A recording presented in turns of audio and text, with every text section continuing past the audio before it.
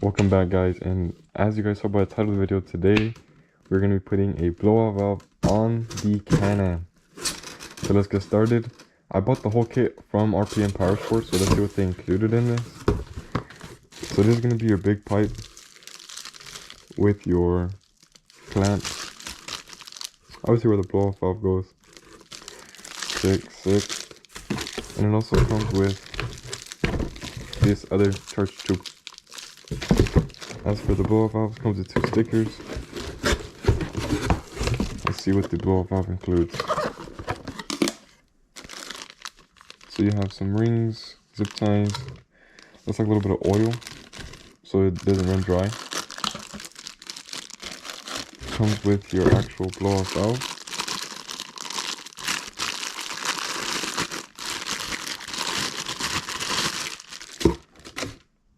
Super nice. And if you unscrew it, you are able to use different springs, which are included right here. I think it's a softer spring and a harder spring. That's if you want to run more power. But I'm just going to leave the stock one as is. This is where the air hose ventilator goes from here back into your intake. Obviously what connects to the actual pipe.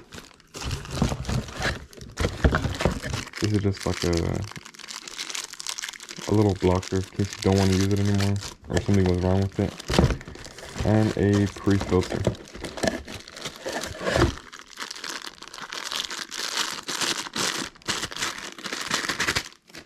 Nice. I think this goes here. Could be mistaken. On the other side. I don't know, we'll figure it out later. This is pretty cool. Has a nice little pre-filter, RPM logo. It's leather. Pretty nice. So this is going to be an unboxing and an installation video. I'm going to try to do my best to record it as a tutorial. So we'll see how that goes. And I'm also going to be providing sound clips of how no blowout valve sounds versus with blowout valve. And we'll see how that comes out as well. Stay tuned. Alright guys, for the first part of the tutorial on the 25 model, or on a lot of models, but this is 25 specifically, you're going to want to take this off and you're going to want to turn this pipe down. So I'm going to go ahead and do that now. On the 25 model, they redesigned the suspension, which made for the shock towers to be, the shock reservoir to be over here. So let's see if this doesn't bother us too much. And once you do have that tube taken off, you are going to want to take this off. It just makes things a lot easier. It has 4 T27 torque screws. And yeah. Alright, with the back fascia off, you're going to want to take off this bolt right there. That one right there. That's for the intercooler that connects to the turbo. And then that's going to be the next step. Alright, now you're going to come inside the actual Can-Am. You're going to take off that little panel. It comes right off super easy.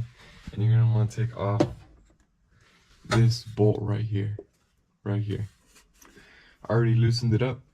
And I like doing this to make it come off easier. You just kind of pry it out. But make sure you don't put too much work because you don't want to crack or bend anything. So yeah, that hose is next. Alright guys, so I did opt out to take this little plastic piece off. This is just going to give you a lot more room back there to work with. So yeah, let's get started with the next step on taking it off. Alrighty, once you pry it off from both sides, it's going to come off super easy from the front. From right here, you're going to see it has different size holes, so that's very important. Let's get the new one on. So RPM does recommend that you cover this in Windex or soapy water or anything so it slides in.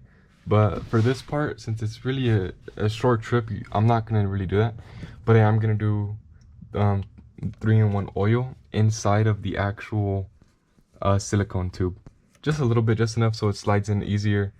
And yeah, I'll show you guys how that goes right now.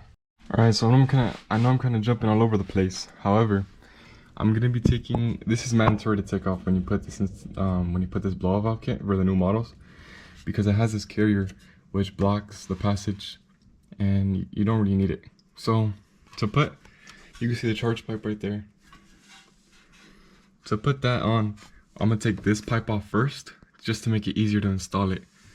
And then yeah, so this is just held on by 2 zip ties. You just pop these out and it has a Torx up there, and then that's all you really need to do.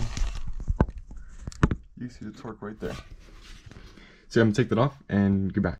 Alrighty, so as you see with this mount taken off, this is gonna be a lot easier to just plug in right there. And then this plugs in right there. Make sure to put the clamp on it and in a direction that you can access it easily. Now once you have this kind of mocked up, just hand tighten it. Make sure it's not too tight, because you want to make sure that the other side's still gonna fit. So now we're gonna work our way over here. Come on to this side,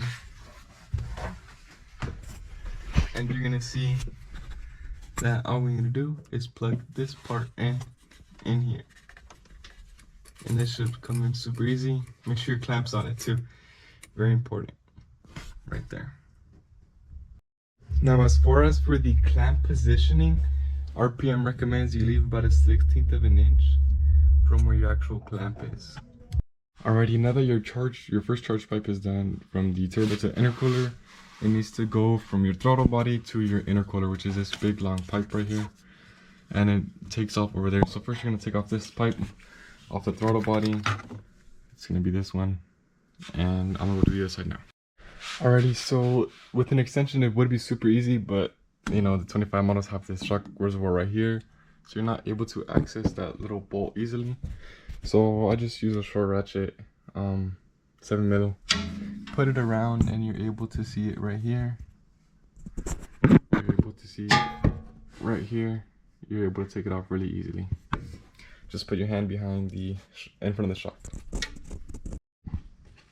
Alrighty, now all you're gonna do is just pull on this, and I recommend use a flathead, so you can kind of just like wiggle it out a little easier, because right now it's kind of on there good.